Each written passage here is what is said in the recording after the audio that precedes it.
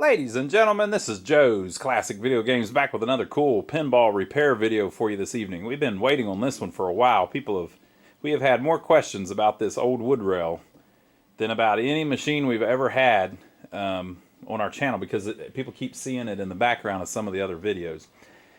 And they keep asking, are you going to do videos on that one? Well, of course we are. So here we are. This is United's Blue Skies. This is from 1948. Whew, lordy, that's an old one. 1948.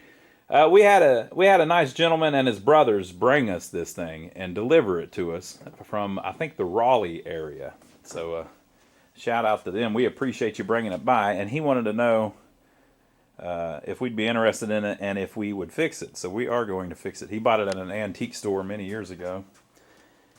And I think he said it worked for a little while and it stopped working or something, but we're going to get it working again. This is right up my alley, folks. This is my kind of stuff here.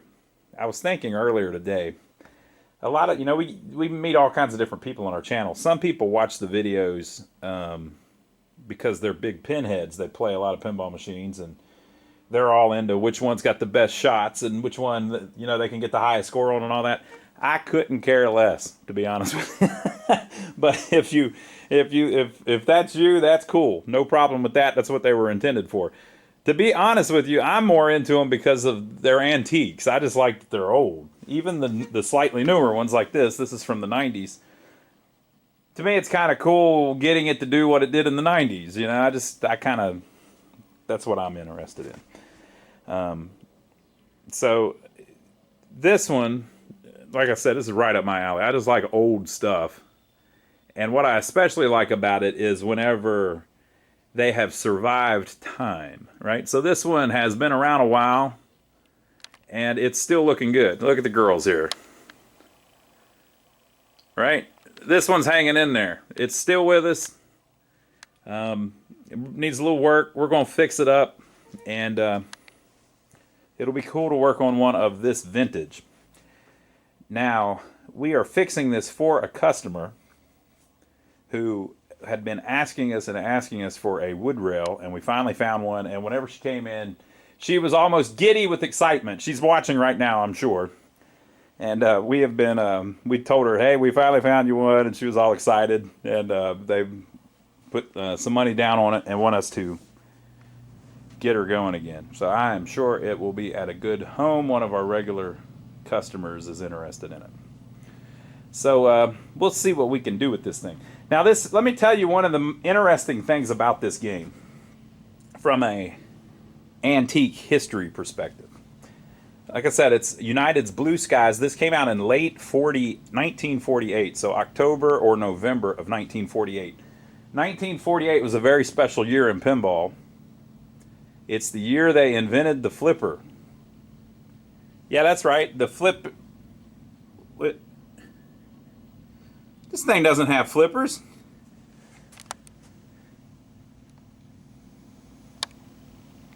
Hmm.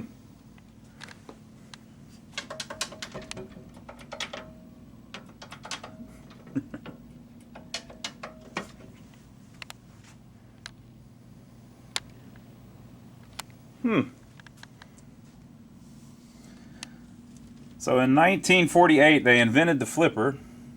Or late 47. Within the year of this game coming out, they invented the flipper.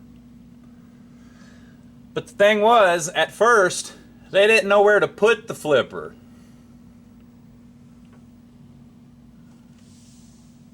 So the beautiful designers at United, and at Williams, and at Genco, and at Gottlieb, and at Bally,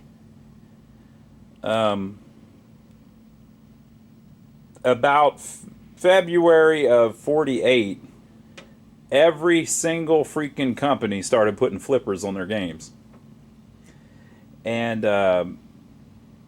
they all had different ideas of where the flippers should be.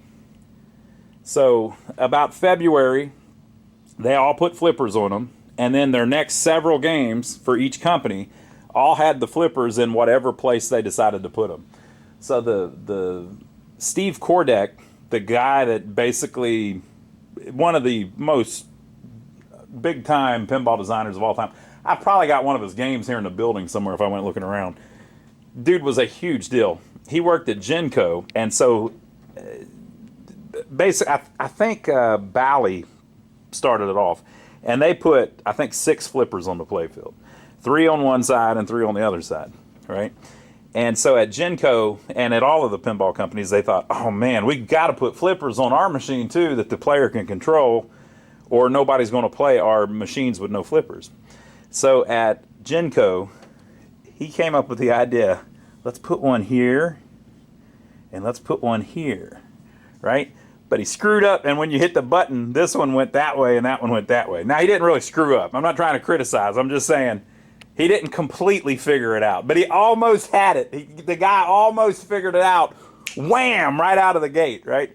He put a flipper right there and one right there, but they worked backwards.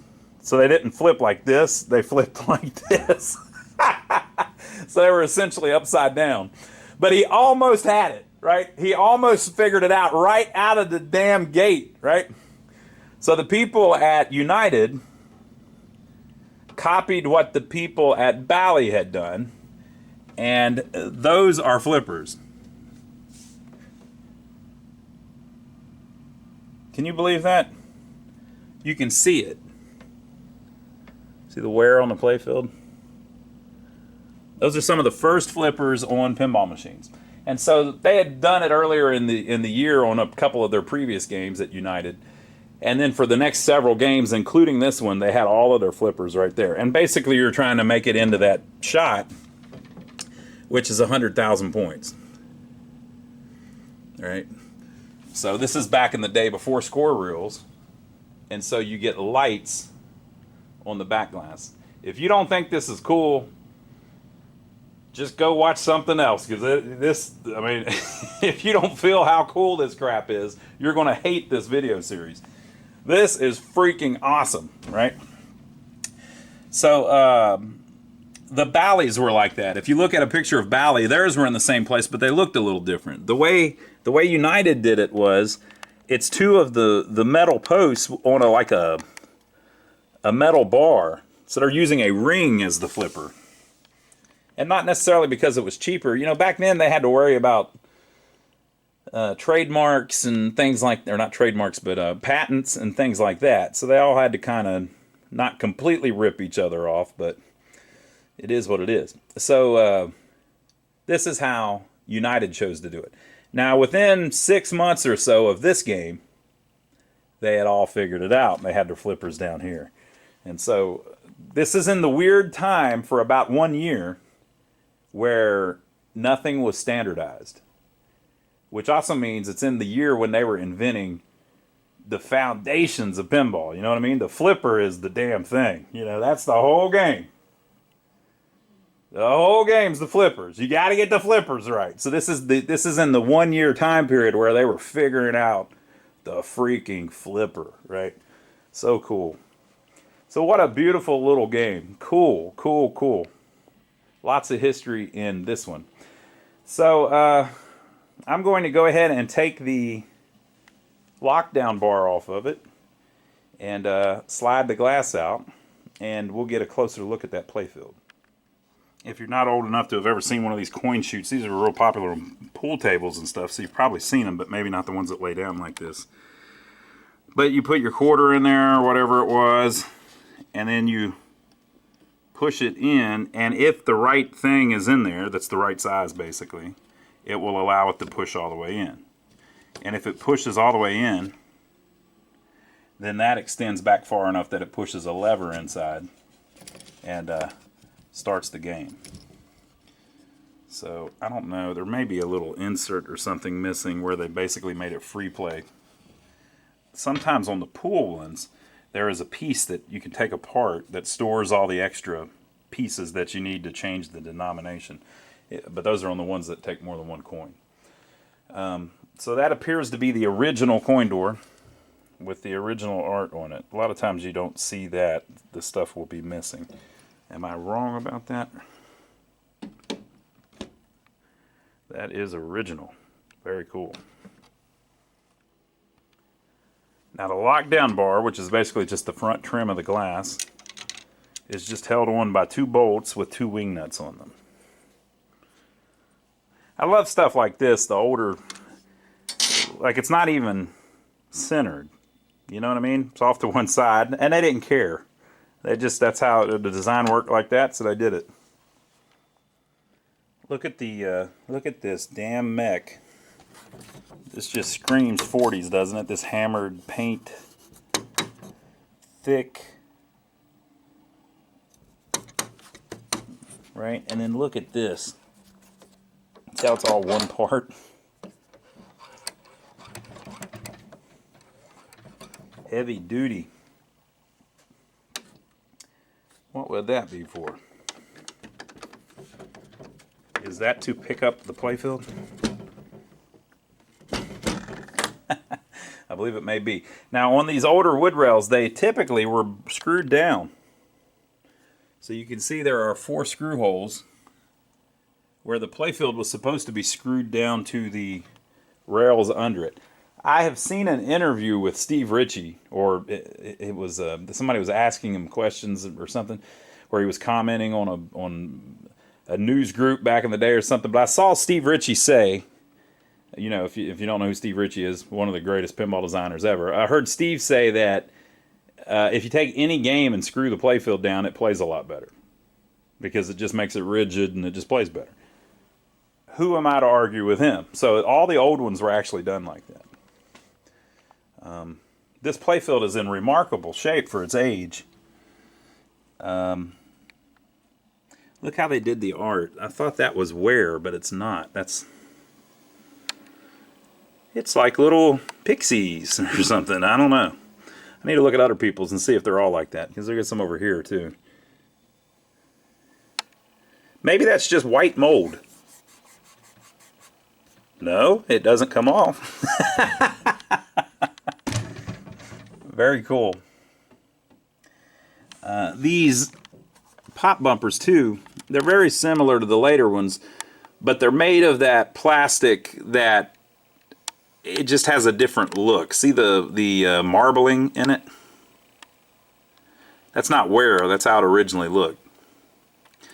So there's an original socket. Let's see if that'll give us an idea of what the electronics are going to be like. Oops. Come on, bro. Come on now.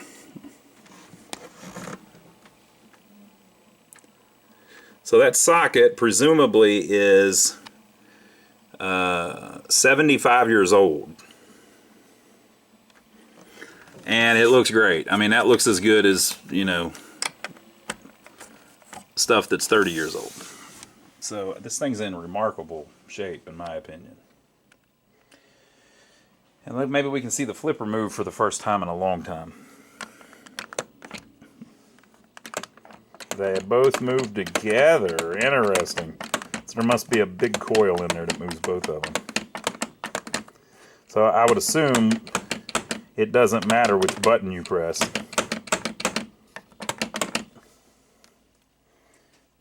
Interesting. Okay, let me see if I can pop this up where we can look under it.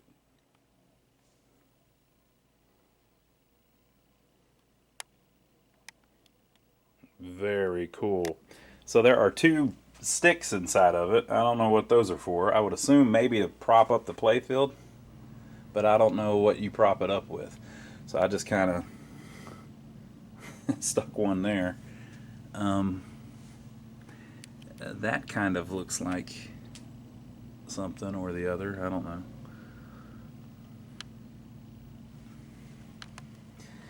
And so all these years, this little card remains. It says, shake-proof tilt, proper adjustment for best results. Long leaf with weight should rest on the back with very little pressure. Switch gap of about 1/64th to 1/32nd. The smaller the gap, the more sensitive the tilt. And there's one little plug here that goes up to the playfield. And then the wiring from it runs up here, attaches to the flipper switches, which are pretty much the same as they were all the way through.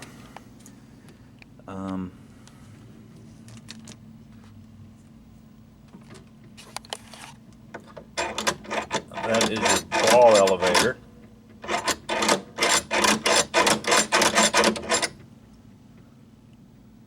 It's not really an elevator, it's just kicking the ball out. So basically you're going to hit right there and knock the ball up into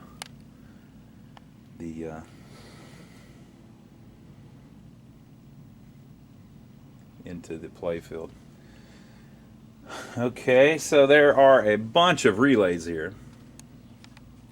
But really, you know, these are the relays that are running it pretty much everything. I'm sure there's some in the back box that are doing some stuff, but it says 1 to 10 relay coil, 1 to 10 switch, and then number 10, number 8, 9, 8, 7, 6, 5, 4, 3, 2, 1, tilt, starting coil, automatic reset coil.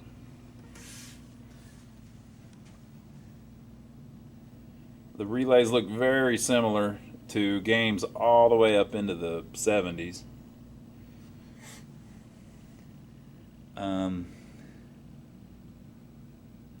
There's a little more going on here than I thought. So this is what you would hit when the coin door pushes in. So basically, when you hit that, it's going to open one switch and close another one if you had your quarter to go all the way in. And they call that the shuffle switch. Okay, there's a big coil here that has the ability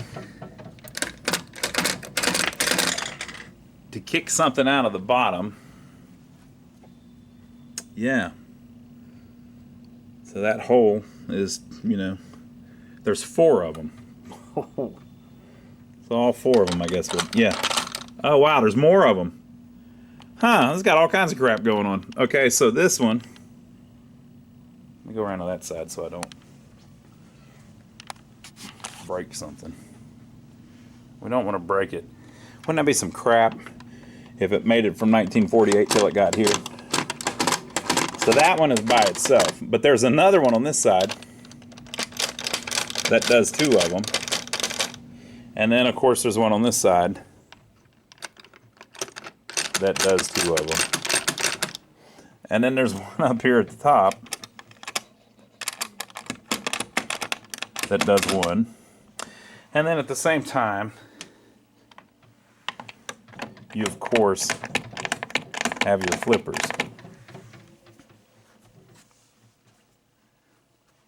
So the flippers, here we go. Here's your flipper coil. So same thing, remarkably similar to the later stuff. That pulls in, and it just has a big long connection on it to hit both flipper bats. Very wild.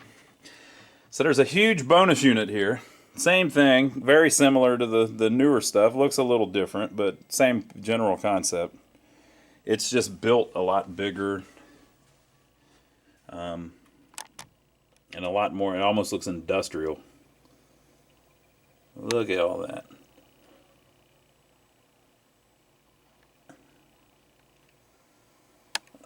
I've never seen that. Pretty wild. They're blowing me up on the phone, people. You hear them? That's pretty cool. I like it a lot. And there's a meter. The meter says 2,763 plays. That's not many. Now, ball gate coil. So that would pull in.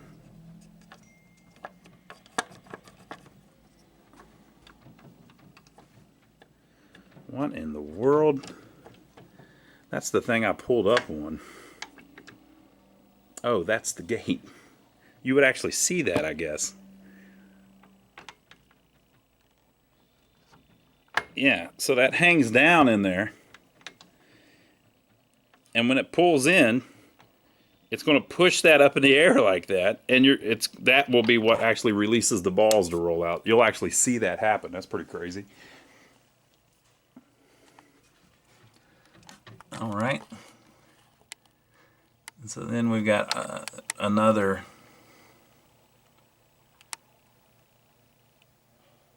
several relays down there, and we have some kind of motor here that I guess is like their version of a score motor. Yep.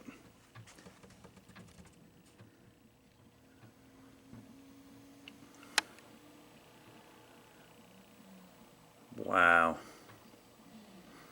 And that cam is metal. Okay.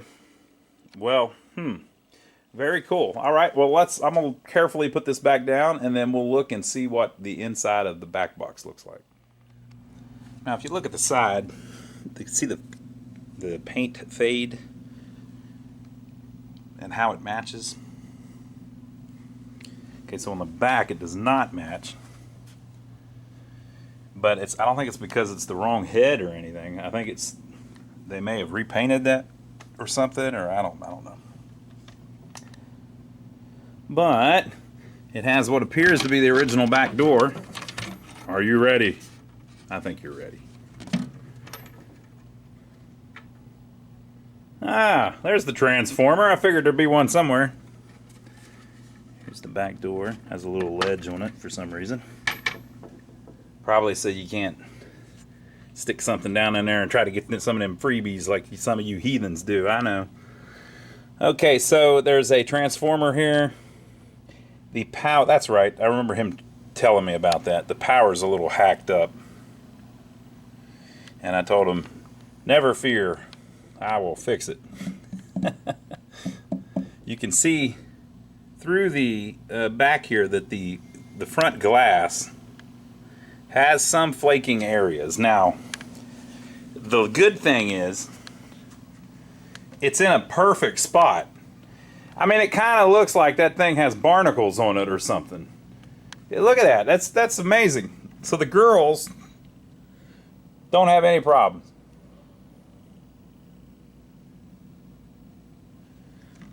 You know, anything that you would look at looks fine. But the one thing that's the ugly thing in the picture, you know what I mean? So the beautiful dock, the nice colorful signs, the title, the girls, the sailboats, the beautiful ocean. The only thing that's flaking is the what do you even call it? The little thing on the wharf there, you know, whatever.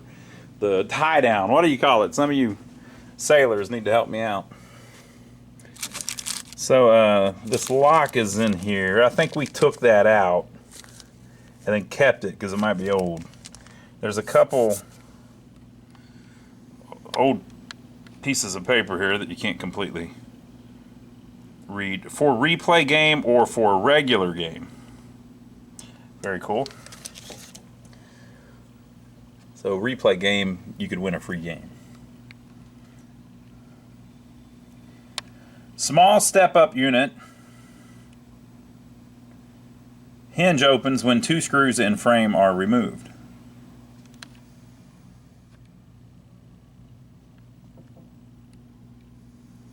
Large step-up unit tips forward by removing wood screws at top.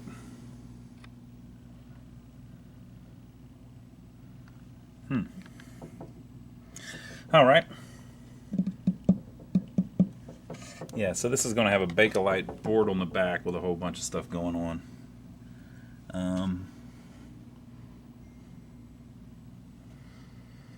And this one also has one, a smaller one.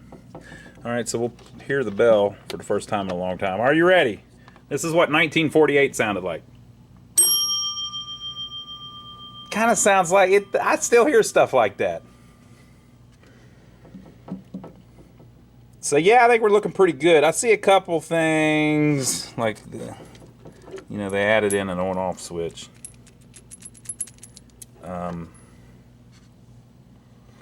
We'll have to decide what we want to do about that. And the score reel, it's very hard to read. The score, not the scores, the credit reel. Very hard to read the credits. That unit too is remarkably similar to the later ones. you know, once they invented it, it stayed invented, people.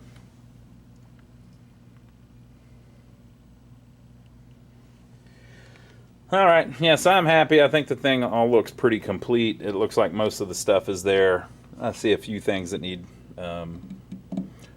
repair, but a lot of the stuff just needs cleaned up, and it's going to hum right along like it's 75 years ago. All right, folks, we're going to attempt to power it up. Now, I do not have the schematics or anything, but here is a power line coming in, and you can see it's not plugged in. You can see that, of course, you have two lines. One is running off and running through a switch and then running over to this fuse. Okay? So the other one that comes in is connecting up to here, and it says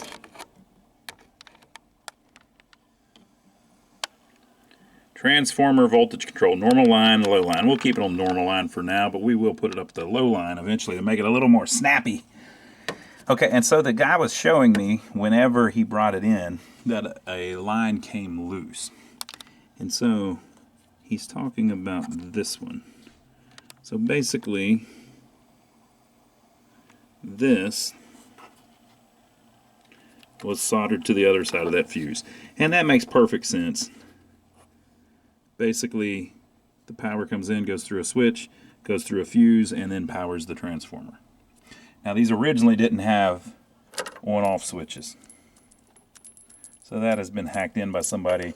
We're going to have to come up with a better way to do that. But just to test it, to see if we get any lights other than this one, I'm going to make her do what she do, baby. So what I'm going to do is I'm going to take this fuse and pop it out. And just for now, we'll tuck this wire behind the fuse and put it back in.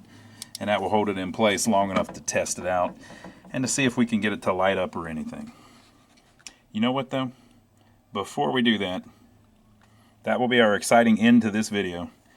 I got some stuff in the mail I need to show you. So let me show you that.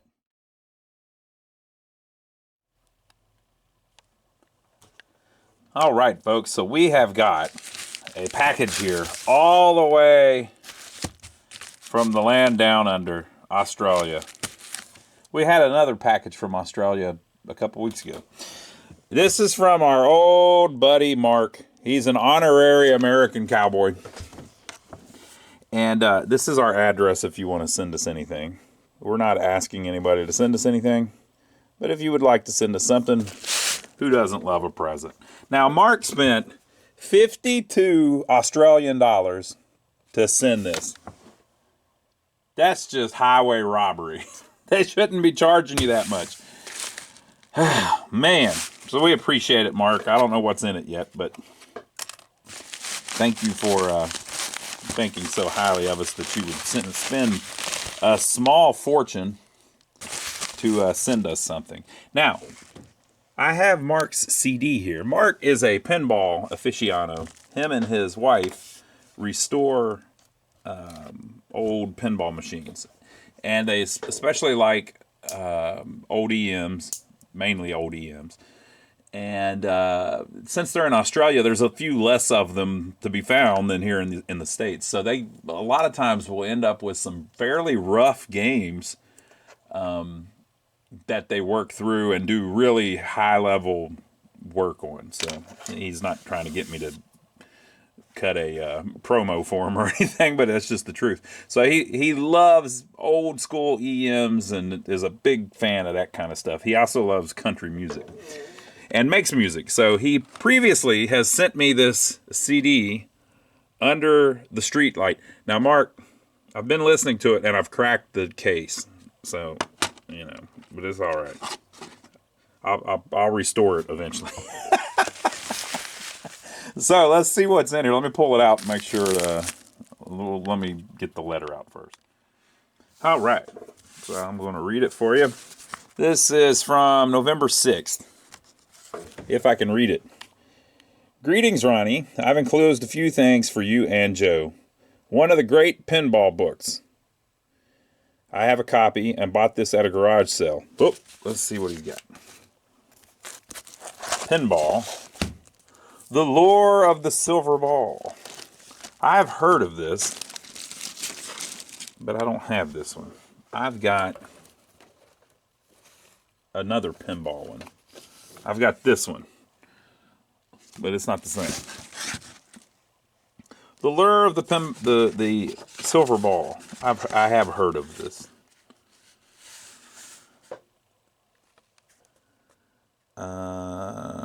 Copyright 1988. That's cool. And then it says, this book is dedicated to Betty, J.H. Wayne Nans for Squarehead. Yeah. Harry Williams, whom I have never met, but have a lot to be grateful for. He was the man. Norm Clark for Magic City. Steve Kordak for keeping the pinball torch alive. Steve Kordak, didn't we mention him earlier? Let me look that up real quick to make sure I've got the Steve Kordak thing right. Yes, I just went and double checked. Same guy. So that's the guy that figured out to put the flippers at the bottom of the machine. Boy, the continuity in this episode is freaking incredible. Okay. So. Ooh. Ah. Wow. This is going to be a heck of a book. Ooh, let's look at these. I've got a couple of these. One of these days, just you wait. I'm going to show you some of my old ones. Look at this. Boy, they were having a time back then, weren't they? I've got a couple really old pinball machines. Ooh, fancy-fied. Described by 1,000 operators as the greatest coin machine ever built. Very cool. Okay, so yeah, so it's a book that is basically going to tell you all about all of the great games as time goes on, up to and including Playboy, of course. Wow. So 88, I wonder if he updated it, because this isn't the 88 edition. This is like the 97 edition. And Margaret. All right, well, very cool. So thank you, Mark. I appreciate that. Especially you going through such great lengths to get it to me. Oh, that's who wrote it.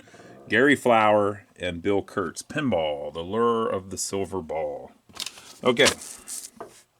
Some advertising from Haggis Pinball in Australia. My first thought was, no wonder they are charging $25,000. They got to pay for all this fancy advertising. So a keychain. That's pretty cool. Leave this place or you will die. Reflective film. It's a sticker. I think that might be a sticker too. Celts, let the games begin. Fathom Revisited. Oh, that makes sense. Yeah, they're the ones that made the Fathom kit, didn't they? Where you can turn a Fathom into a new one. Centaur Revisited. I didn't know about that one. That's pretty cool. Centaur Revisited. Ooh, it's autographed. Ooh. Fancy-fied. Here's another one. Centaur Revisited, The Beast is Reborn. The only thing about that is what he just alluded to. I can't afford to pay $25,000 for a pinball machine.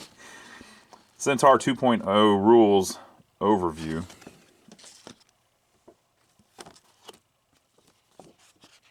Fathom Revisited, go back to where it began. This is high-level stuff. I mean, you'd be fortunate to find a Fathom, much less the kitted version.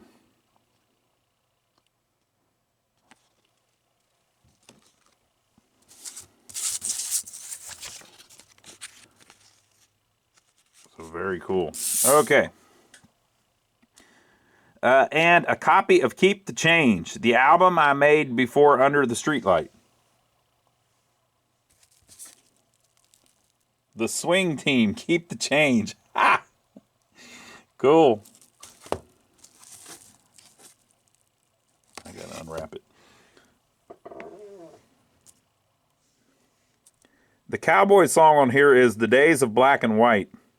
As you didn't comment on my other CD, I kind of figured you didn't go for it much. Yes, I did. I liked it. I just don't want to review it because then people will think, you know, it's kind of, you got to watch how you review people's music because they think, oh, you like that one, huh? But you didn't like the other one? I don't know. Well, you only liked song 3, huh? You didn't mention song 4, so you got to be careful. Yeah, I liked it. It's cool. And, you know, things grow on you, too. You listen to it, and then you listen to it a little bit longer, and down the road you listen to it again. But I did like it. As you didn't comment on my other CD, I kind of figured you didn't go for it much. That's okay. I'll try again. Please don't embarrass me about my music on YouTube. I would never do that. The Days of Black and White won Best Country Song for me in 1999 or 2000. Wow. Okay, well, we're going to have to listen to that. I'm still knee-deep in Rust for his El Rustorado. he's restoring an El Dorado, but have nearly got the cab ready. For Primer, progress is steady. Hope you enjoy some of this. Thanks for the best pinball videos on the net. Well, that's very nice of you to say. Your honorary American cowboy and pinball friend. I told him that he liked American cowboy music so much, I would, as a full-blooded American, I would make him an honorary American cowboy. So thank you, Mark. And yeah, I did enjoy the CD, and I will enjoy this one as well. So thank you for sending those to me. But you said there's only one cowboy song on here, so I don't know what these other ones would be. You said swing, though, the swing team. This rodeo has just begun. That's a cowboy song, Mark. Yeah, you know. That's a cowboy song. I really loved those Friday nights when I had a job. The Days of Black and White. Lately we don't get around much. The Ties That Bind. I'm Setting You Free. You're Not Done With Me Yet. You Can Make a Comeback and Come Home and Come Back to Me. Last Letter Home and Just Another Train Song. All right. Well, I'll check it out and I'll let you know. But yeah, I would never discourage anybody's music on YouTube. Why would I do that? It's great music, people. You're probably going to have trouble finding it, though. I think on the previous video I showed his address of where you can get in touch with Mark if you'd like to order one of his CDs or something. But thank you, Mark. I appreciate it. That stuff got here just before Christmas, so it's been here, I think, 2 weeks now, but we waited a little while to show it off on camera. So thank you. We appreciate that, and Merry Christmas. Now let's get back to our blue skies. All right, folks. Wedge the wire up in there. Let's try turning her on and not getting electro-killed. We definitely don't want to get electro-killed. I don't know why you folks insist I do this on camera. If I could use both hands, it'd be so much better. And I have people say, oh, use a tripod. Look, folks. This is action. We can't use a tripod if you're going to do action. Okay, it's buzzing. The transformer is buzzing. And a light on the entire thing. I have never had one this old. I'm going to watch it for a second to make sure nothing's on fire.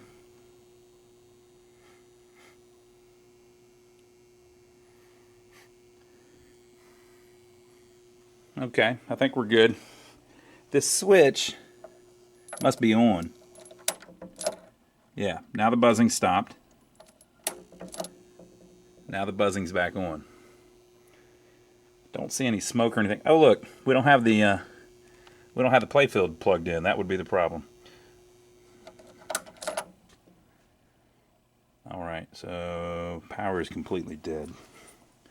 We're gonna do it live. Screw it, we'll do it live. A little oh look.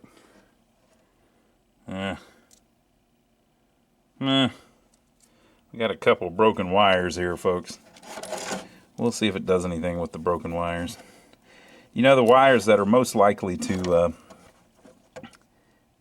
overheat or burn up are the ones that the lights run through. So it very well could mean that we don't have any lights.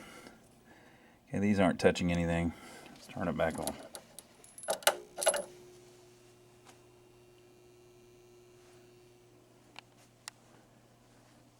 Still nothing. I did notice though that whenever we were messing with it earlier, that there is a little switch right there that can be pressed from the bottom.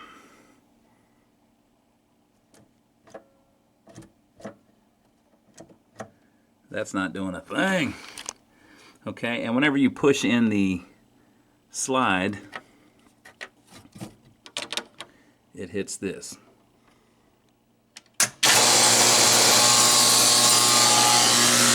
Boy, I don't like that.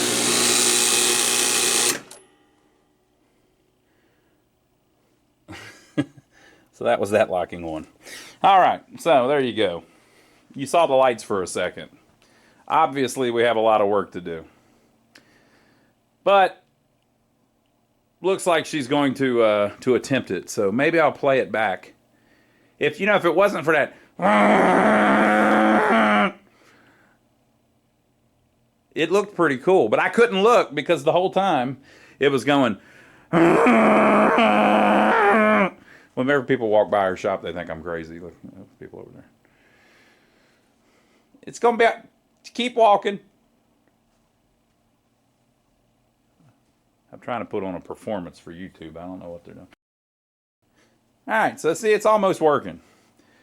So why is it doing that? Something's trying to reset, and it can't reset, and it very well could be those wires that are burnt up and stuff. So we got to get our hands on some schematics and figure out how this thing is supposed to work. You could theoretically fix it without the schematics. Like, that the two broken wires must be some kind of problem. And then if you went through and you analyzed each one of these stepper units, you could figure it out without the schematics because it's fairly simple compared to a lot of the other ones that we work on. But the schematics would really help us, and it'd be interesting to me to be able to just read through it and see how the thing is supposed to work. Now, the good part about this is, if you look at other United games from that year, they all have these flippers in the same spot. So they're probably, if the back glass scoring is similar, they probably are set up with the same exact equipment. And if you found the schematics for any of them, it would probably go a long way in showing you how the thing works. So I'll see what I can find. And then on our next video, we'll start getting her. First thing we need to do is get it where we can actually turn it on and not have it do the one music, not the other music. And then go from there. So this thing won't even reset. The gentleman, whenever he brought it to us, he said that it had basically stopped doing anything, or that it didn't work anymore. So I don't know if that's what it was doing to him or or what, but I ain't scared, people. I ain't scared. Don't worry about it. So we'll see you on the next video. I hope you appreciated it. Make sure to give us a thumbs up. Make sure to check out my brother Donnie. If you don't know about him, my brother has his own channel. It's called the My Brother Donnie channel. The link is down below. And we work on old pinball machines, arcade games, jukeboxes on this channel. But on my brother Donnie's channel, we work on old buildings, old vehicles, things like that.